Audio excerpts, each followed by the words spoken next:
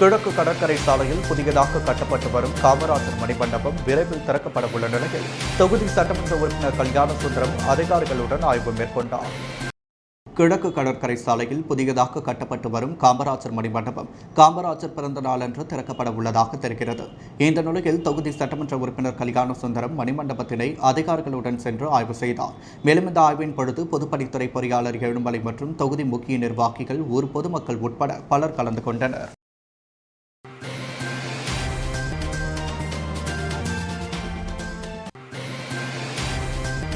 புதுச்சேரியில் தண்ணீர் தட்டுப்பாட்டை போக்க மழைநீரை சேகரித்து நிலத்தடி நீர்மட்டத்தை உயர்த்த வேண்டும் என துணைநிலை ஆளுநர் தமிழிசை சவுந்தரராஜன் வலியுறுத்தியுள்ளார். பிரதமர் நரேந்திர மோடி மழைநீர் சேகரிப்போம் என்ற திட்டத்தை அறிமுகப்படுத்தியுள்ளார். இந்த திட்டம் தொடர்பான கருத்தரங்கு நேற்று காணொலி மூலமாக நடைபெற்றது. கருத்தரங்கிற்கு கவர்னர் தமிழிசை சவுந்தரராஜன் தலைமை தாங்கினார். இதில் புதுவை பல்கலைக்கழக துணைவேந்தர் குர்மீத் சிங், கவர்னரின் செயலாளர் அபிஜித் விஜய் சௌத்ரி மற்றும் பல்வேறு பல்கலைக்கழக துணைவேந்தர்கள் அதிகாரிகள் கலந்து கொண்டனர். இந்த கருத்தரங்கில் கவர்னர் தமிழிசை சவுந்தரராஜன் பேசும்பொழுது, பூமியில் உயிரினங்கள் வாழ்வதற்கு நீர் ஆதாரமாக உள்ளது.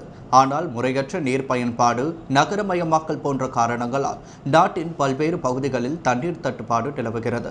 அதனால் மறுசெறியூட்டி நிலத்தடி நீர் வளத்தை பெருக்க வேண்டியது நம்முடைய தலையாய கடமை.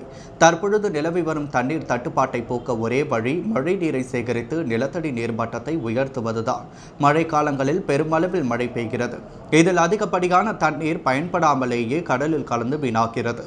மழை நீரை நாம் முறையாக சேகரிக்கவில்லை என்றால் மிகப்பெரிய தண்ணீர் பஞ்சத்தை எதிர்கொள்ள வேண்டியிருக்கும். மழைநீர் சேகரிப்பு திட்டத்தில் அனைத்து பிரிவினரும் இணைந்து செயல்படுவோம். மாணவர்கள் இதில் முக்கிய பங்காற்ற வேண்டும் எனவும் கேட்டுக்கொண்டார்.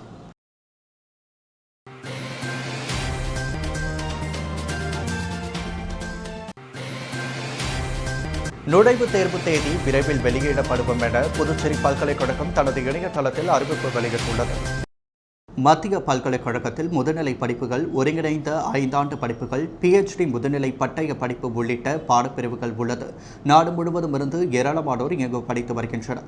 பல்கலைக்கழகத்திற்கு ஆண்டுதோறும் நுழைவுத் தேர்வு அடிப்படையில் மாணவர் சேர்க்கை நடைபெற்று வருகிறது. வரும் 2021-22 ஆண்டிற்கான நுழைவுத் தேர்வு தேதி, விண்ணப்பம் வழங்கும் தேதி விரைவில் அறிவிப்பு வெளியாகும் என புதுச்சேரி பல்கலைக்கழகம் தனது www.pondiuniveredu.in எனில் தெரிவித்துள்ளது. அத்துடன் பல்கலைக்கழகத்தில் உள்ள படிப்புகள் குறித்த விவரத்தையும் தகவல் குறிப்பேட்டுடன் வெளியிட்டுள்ளது.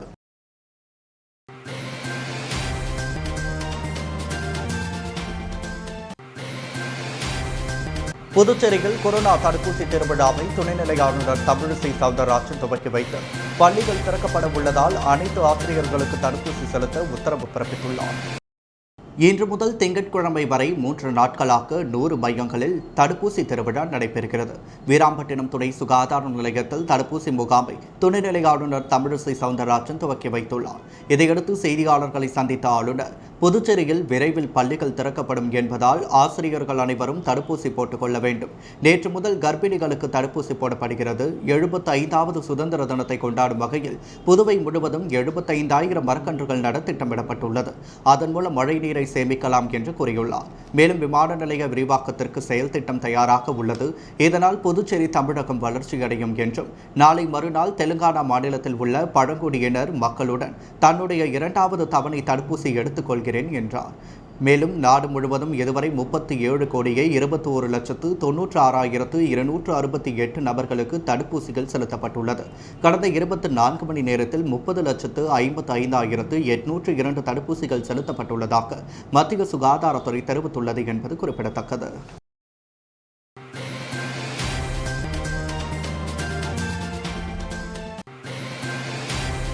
புதுவையில் சட்டத்திற்கு புறம்பாக வீட்டில் பதுக்கி வைத்து விற்பனைக்காக வைத்திருந்த 6 லட்சம் மதிப்பிலான தடை செய்யப்பட்ட குட்கா, ஹான்ஸ், புகையிலை போன்ற போதைப் பொருட்களை பெரிய கடை போலீசார் அதிரடியாக பறிமுதல் செய்து 3 பேரை கைது செய்தனர். மேலும் அவர்களிடமிருந்து 30 லட்சம் ரூபாய் மதிப்பிலான கார்கள் பறிமுதல் செய்யப்பட்டது. புதுச்சேரியில் லூயிஸ் பிரகாசம் வீதியில் வசிக்கும் பாபுலால் என்பவரது வீட்டில் அரசால் தடை செய்யப்பட்ட குட்கா, ஆன்ஸ், புகையிலை போன்ற போதைப் பொருட்கள் சட்டத்திற்கு புறம்பாக பதுக்கி வைத்து வியாபாரம் செய்வதாக பெரியகடை காவல் நிலையத்திற்கு ரகசிய தகவல் கிடைத்தது. இதையடுத்து காவல் கண்காணிப்பாளர் சிந்தா கோதண்டராமன் உத்தரவின் பேரில் பெரியகடை ஆய்வாளர் கண்ணன் மற்றும் STF ஆய்வாளர்கள் மற்றும் காவலர்கள் சம்பந்தப்பட்ட வீட்டிற்கு சென்று சோதனை செய்தனர். அப்பொழுது வீட்டில் சுமார் 6 லட்சம் ரூபாய் மதிப்பிலான தடை செய்யப்பட்ட குட்கா, ஆன்ஸ், புகையிலை போன்ற போதைப் பொருட்கள் அடங்கிய 58 பார்சலில் விற்பனைக்காக பதுக்கி வைக்கப்பட்டிருந்தது தெரியவந்தது. தொடர்ந்து அந்த வீட்டிலிருந்த வீட்டின் உரிமையாளர் பாபுலால் போதைப் பொருட்களை விற்பனைக்காக பெங்களூரிலிருந்து கடத்தி வந்த சுரேஷ் பிஸ்னாய், வாங்க வந்த சுமான் ஆகியோரை பிடித்து நடத்திய விசாரணையில் பெங்களூரிலிருந்து புகையிலை பொருட்களை கடத்தி வந்ததாகவும் விலைக்கு வாங்க வந்ததாக தெரிவித்தனர்.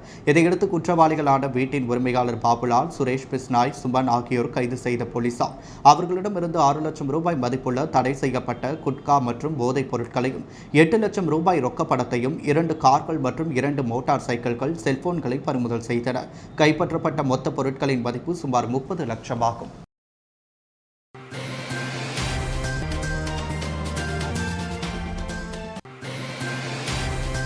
புதுச்சேரி அரசு ஊழியர்கள் சம்மேளனம் சார்பாக காலியாக உள்ள அரசு பணியிடங்களை நிரப்ப வலியுறுத்தி முதலமைச்சர் ரங்கசாமியிடம் மனு வழங்கப்பட்டது.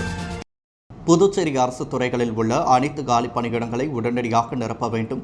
மத்திய அரசாங்கத்தின் 7வது ஊதிய குழுவின் அடிப்படையில் வழங்க வேண்டிய 8 மாத சம்பள நிலுவைத் தொகை, 13 மாத HRI நிலுவைத் தொகை மற்றும் 27 டிரான்ஸ்போர்ட் நிலுவைத் தொகை கொடுக்க வேண்டும். தினக்கூலி ஊழியர்களுக்கு காலியாக உள்ள பணியிடங்களில் MTS ஊழியர்களாக பதவி உயர்வு வழங்க வேண்டும் உள்ளிட்ட பல்வேறு கோரிக்கைகளை வலியுறுத்தி முதலமைச்சர் ரங்கசாமியின் புதுச்சேரி அரசு ஊழியர்கள் சம்மேளனம் சார்பாக மனு வழங்கப்பட்டது. இந்த நிகழ்ச்சியில் நிர்வாகிகள் பலர் கலந்து கொண்டனர்.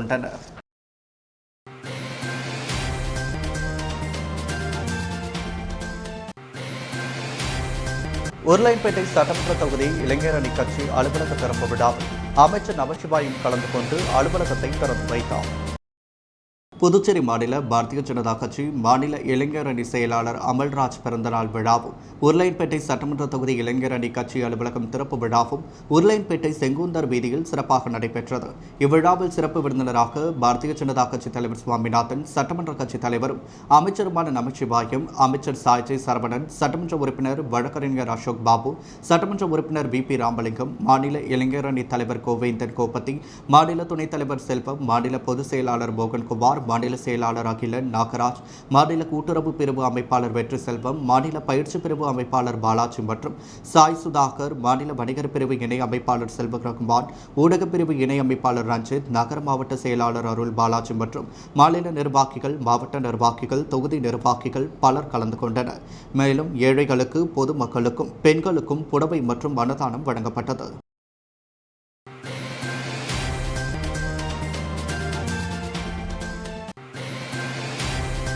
தேமுதிக மாநில அவைத் தலைவர் பரசுராமன் தலைமையில் 25க்கும் மேற்பட்டோர் அக்கட்சியிலிருந்து விலகி சட்டமன்ற உறுப்பினர் சிவா முன்னிலையில் திமுகவில் இணைந்தனர்.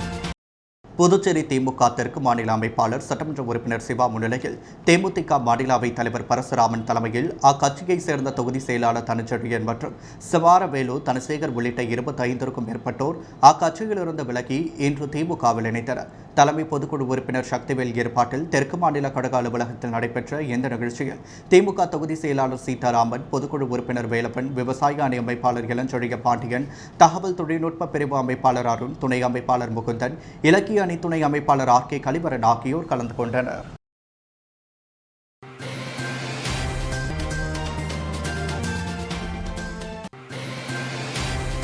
புதுச்சேரியில் பெட்ரோல், டீசல் மற்றும் சமையல் எரிவாயு சிலிண்டர் விலை உயர்வுக்கு எதிர்ப்பு தெரிவித்து இருசக்கர வாகனத்திற்கு ரூபாய் நோட்டு மாலை அணிவித்து மக்கள் நீதி மையத்தினர் நூதன ஆர்ப்பாட்டத்தில் ஈடுபட்டனர்.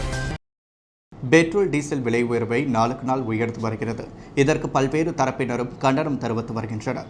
இந்த நிலையில் உயர்த்தப்பட்ட பெட்ரோல், டீசல் மற்றும் சமையல் எரிவாயு விலை உயர்வுக்கு எதிர்ப்பு தெரிவித்த மக்கள் நீதி மையம் சார்பில் சமையல் எரிவாயு சிலிண்டருக்கு மாலை அணிவித்தும், இருசக்கர வாகனத்திற்கு ரூபாய் நோட்டு மாலை அணிவித்தும் நூதன போராட்டத்தில் ஈடுபட்டனர். சுதேசமில் அருகே நடைபெற்ற இந்த போராட்டத்தில் 50க்கும் மேற்பட்டோர் கலந்து கொண்டு மத்திய அரசுக்கு எதிரான கண்டன கோஷங்களை எழுப்பினர்.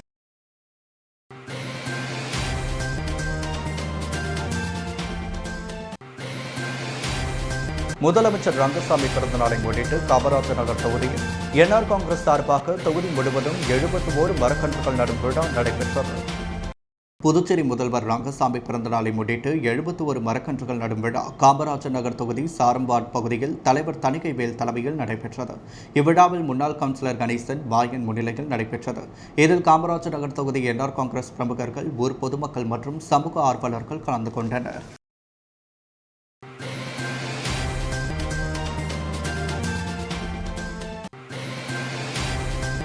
பிரான்ஸ் நாட்டில் வேலை வாங்கி தருவதாக கூறி பெண்ணிடம் பண மோசடியில் ஈடுபட்ட நைஜீரிய வாலிபரை புதுச்சேரி சைபர் கிரைம் போலீசார் கைது செய்துள்ளனர். புதுச்சேரி ரெட்டியார் பாளையம் 4வது குறுக்கு தெருவை சேர்ந்தவர் ஜெஸ்லின் மரியோ. பட்டதாரியான இவர் சென்னை தனியார் விமான சேவை நிறுவனத்தில் பணிபுரிந்து வருகிறார். இவருக்கு கடந்த ஆண்டு ஆகஸ்ட் 4ஆம் தேதி வெளிநாட்டிலிருந்து ஒரு இமெயிலில் வேலைவாய்ப்புக்கான கடிதம் வந்துள்ளது. அதிலிருந்த தொலைபேசி எண்ணில் பேசிய மர்ம நபர் ஒருவர் தன்னை பிரெஞ்சு தூதரக அதிகாரி என அறிமுகப்படுத்திக் கொண்டதுடன் பிரான்ஸ் நாட்டு விமான நிலையத்தில் வேலை வாங்கி தருவதாக கூறியுள்ளார். இதனை நம்பிய ஜெஸ்லின் மரியோ 5,25,00,000 பணத்தை கடந்த ஆண்டு ஆகஸ்ட் செப்டம்பரில் குறிப்பிட்ட வங்கி கணக்குகளில் ஆன்லைனில் செலுத்தியுள்ளார். பணத்தை பெற்றுக்கொண்ட அந்த நபர் வேலை வாங்கி தரவில்லை. மேலும் தனது செல்போனையும் சுவிட்ச் ஆஃப் செய்து மாயமாக்கிவிட்டார். இதுகுறித்து ஜெஸ்லின் மரியோ புகாரின் பேரில் புதுச்சேரி சைபர் கிரைம் போலீசார் வழக்கு பதிந்து தொலைபேசி எண்கள், வங்கி கணக்கு விவரங்களை கொண்டு விசாரித்தனர். இதில் ஜெஸ்லின் மரியோவை ஏமாற்றியது நைஜீரியா நாட்டை சேர்ந்த டைவோ அத்வேல் என தெரியவந்தது. பெங்களூரு எலன்ஹா பகுதியில் டைவோ அத்வேல் பதுங்கியிருப்பதாக போலீசாருக்கு தகவல் வந்தது. சைபர் கிரைம் போலீசார் அங்கு சென்று அவரை சுற்றி வளைத்து கைது செய்தனர். பின்னர் அவரை புதுச்சேரி அழைத்து வந்து நேற்று கோர்ட்டில் ஆஜர்படுத்தி காலாப்பட்டு மத்திய சிறையில் அடைத்தனர். சம்பவம் குறித்து சைபர் கிரைம் இன்ஸ்பெக்டர் கணேஷிடம் கேட்டபொழுது, நாளை மறுதினம் டைவோ அத்தை வேலை போலீசார் காவல் நிலையத்தில் எடுத்து விசாரிக்க இருக்கின்றோம். அதன் பிறகுதான் இதுபோல் வேறு யாரிடமாவது மோசடியில் ஈடுபட்டாரா என்ற முழு விவரம் தெரிய வரும் எனவும் தெரிவித்துள்ளார்.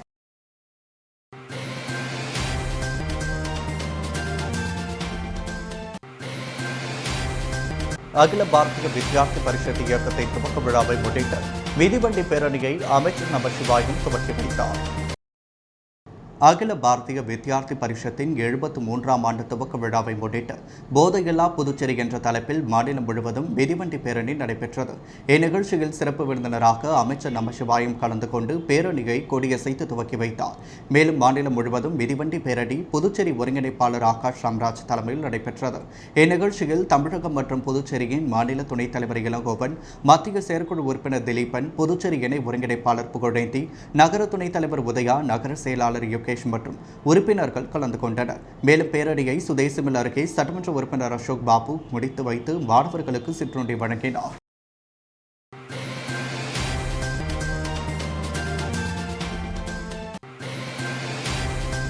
பெட்ரோல், டீசல் மற்றும் சமையல் எரிவாயு விலை உயர்வை கண்டித்து புதுச்சேரி காமராஜர் நகர் தொகுதி காங்கிரஸ் சார்பில் சாரம் பெட்ரோல் பங்க் முன்பு நேற்று மாலை கையெழுத்து இயக்கம் மற்றும் போராட்டம் நடைபெற்றது. இதையொட்டி டைகர் பண்டிகையில் பைக்குகள், எரிவாயு சிலிண்டருக்கு மாலை அணிவித்து வைக்கப்பட்டிருந்தது. முன்னாள் முதல்வர் நாராயணசாமி, மாநில தலைவர் A V Subramanian, Vaithilingam MP ஆகியோர் டைகர் பண்டிகை பழைய ஆட்சியர் அலுவலகம் வரை இழுத்து சென்று போராட்டத்தில் ஈடுபட்டனர். இதைத் தொடர்ந்து பெட்ரோல் பங்கிற்கு வந்த வாகன ஓட்டிகள் பொதுமக்களிடம் கையெழுத்து பெறப்பட்டது. இதன் பின்னர் வைத்திலிங்கம் எம்பி செய்தியாளர்களிடம் கூறுகையில், பெட்ரோல், டீசல் மற்றும் சமையல் எரிவாயு கடுமையான விலை உயர்வை சந்தித்துக் கொண்டிருக்கிறது. அனைத்து தரப்பினரும் பாதிக்கப்பட்டுள்ளனர். மோடி அரசு காத்திருந்தும் கேட்காத செவிட்டு அரசாகவும் கண்ணிருந்தும் பார்க்காத குருட்டு அரசாகவும் உள்ளது. மக்களின் குறைகளை தெரிந்து கொள்ளாமல் அவர்களுக்கு வேண்டிய உதவிகளை செய்யாமல் இருக்கின்றனர். இந்த விலை உயர்வை குறைக்க கோரி ராகுல் காந்தி ஏற்கனவே பலமுறை எடுத்து சொல்லியிருக்கிறார். அதற்கு செவிசாய்க்காமல் இருக்கின்றனர். மோடியின் தோல்வியின் காரணமாகத்தான் மத்தியில் இருக்கின்ற சுகாதாரத்துறை, பெட்ரோலியத்துறை அமைச்சர்கள் மாற்றப்பட்டிருக்கின்றனர். இதுவே அவருடைய தோல்வியை ஒப்புக்கொள்கின்ற நிலையில் உள்ளது. எனவே மத்திய அரசு பெட்ரோல், டீசல் மற்றும் சமையல் எரிவாயு விலையை உயர்வை உடனடியாக வாபஸ் பெற வேண்டும் என அவர் தெரிவித்துள்ளார். இதேபோல் புதுச்சேரி அண்ணா சிலை அருகே உள்ள பெட்ரோல் பங்க் எதிரே மகிழா காங்கிரசார் சார்பில் கண்டன ஆர்ப்பாட்டம் நடைபெற்றது. இந்த ஆர்ப்பாட்டத்தில் முதலமைச்சர் நாராயணசாமி, பாராளுமன்ற உறுப்பினர் வைத்திலிங்கம் உட்பட ஏராளமான மகளிர்கள் கலந்து கொண்டு இருசக்கர வாகனம் மற்றும் கேஸிற்கு மாலை அணிவித்தும் ஒப்பாரி வைத்தும் இருசக்கர வாகனத்தை பானையில் ஏற்றுவது போல் தூக்கி சென்று தட்டுவண்டியில் ஏற்றி பிணத்திற்கு சடங்கு செய்வது போல் நூதன போராட்டத்தில் ஈடுபட்டதால் பரபரப்பு ஏற்பட்டது. மேலும் பெட்ரோல் டீசல் கேஸ் விலை உயர்வை கண்டித்து காலாப்பட்டு தொகுதி காங்கிரஸ் சார்பில் புதுச்சேரி பல்கலைக்கழகம் எதிரே உள்ள தனியார் பெட்ரோல் பங்கில் வாடிக்கையாளர்களிடம் கையொப்பம் பெறும் நிகழ்வு நடைபெற்றது. இதைத் தொடர்ந்து முன்னாள் போக்குவரத்து துறை அமைச்சர் ஷாஜகான் தலைமையில் 30க்கும் மேற்பட்டோர் பெட்ரோல் பங்க் வாயிலில் பெட்ரோல் விலை உயர்வை கண்டித்து கையில் பதாகைகளை ஏந்தி மத்திய அரசுக்கு எதிராக கோஷங்கள் எழுப்பினர். இதேபோல் பெட்ரோல் விலை 100 ரூபாயை தாண்டி உள்ளதை கண்டித்து பெட்ரோல் டீசல் எரிவாயு சமையல் எண்ணெய் விலை உயர்வை கண்டித்து கையெழுத்து பிரச்சாரம் மற்றும் ஆர்ப்பாட்டம் நடைபெற்றது. இதில் பாராளுமன்ற உறுப்பினர் வைத்திலிங்கம் கலந்து கொண்டு மாட்டு வண்டி ஓட்டி அதன் பின்புறம் ஆட்டோவை கயிறு கட்டி இழுத்து ஆர்ப்பாட்டம் நடத்தினார். இந்த ஆர்ப்பாட்டத்தில் இளைஞர் காங்கிரஸ் மற்றும் மகளிர் அணியினர் கலந்து கொண்டனர். மேலும் Mudaliarpet Bharathi mill petrol bunk வாயில் முன்பு பெட்ரோல் டீசல் விலை உயர்வை கண்டித்து ராஜீவ்காந்தி பஞ்சாயத்து ராஜ் சங்கத்தின் மாநில தலைவர் அமுதசுரன் தலைமையில் கையெழுத்து இயக்கம் நடைபெற்றது. இதில் மாநில தலைவர் சுப்பிரமணியன் கலந்து கொண்டு பொதுமக்களிடம் கையெழுத்து வாங்கி துவக்கி வைத்தார். மேலும் இந்த ஆர்ப்பாட்டத்தில் மத்திய மாவட்ட தலைவர் கோபி, வட்டார தலைவர் ஜெய்வீரபாண்டியன், திருமலை மாணவர் சங்கர் கல்யாண், காங்கிரஸ் கல்யாண சுந்தரம், சேவாதளம் ஆறுமுகம், ஓபிசி பண்டிட் செல்வம் மற்றும் பலர் கலந்து கொண்டனர்.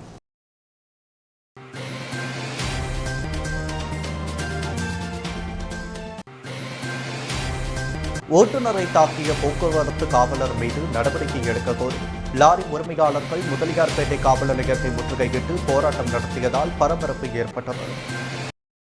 புதுச்சேரியிலிருந்து மரப்பாலம் வழியாக கடலூர் நோக்கி நேற்று காலை 11 மணியளவில் சரக்கு லாரி சென்றது.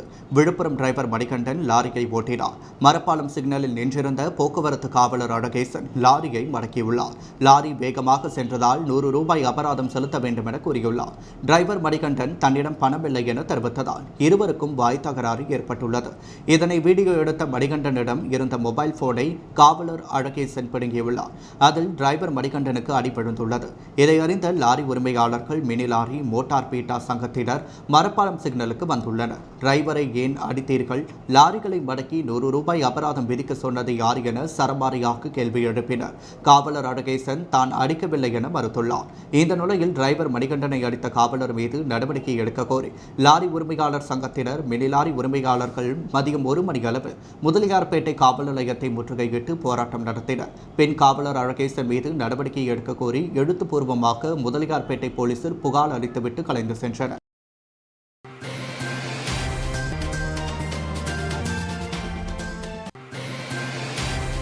புதுச்சேரி நீதிமன்றத்தில் இன்று 10ஆம் தேதி 15 அமர்வுகளில் நடைபெற்ற தேசிய மக்கள் நீதிமன்றத்தில் 1431 வழக்குகள் எடுத்துக் கொள்ளப்பட்டு தீர்வுகள் காணப்பட்டது.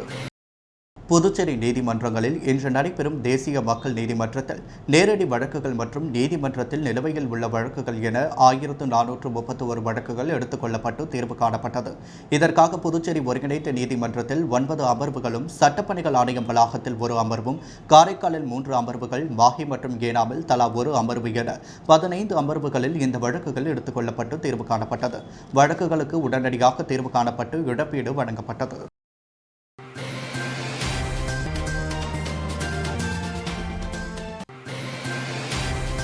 புதுவை சான்றோர் குல கிராமடியார் தர்ம பரிபாலனர் சபையின் பொதுக்குழு கூட்டம் நடைபெற்றது.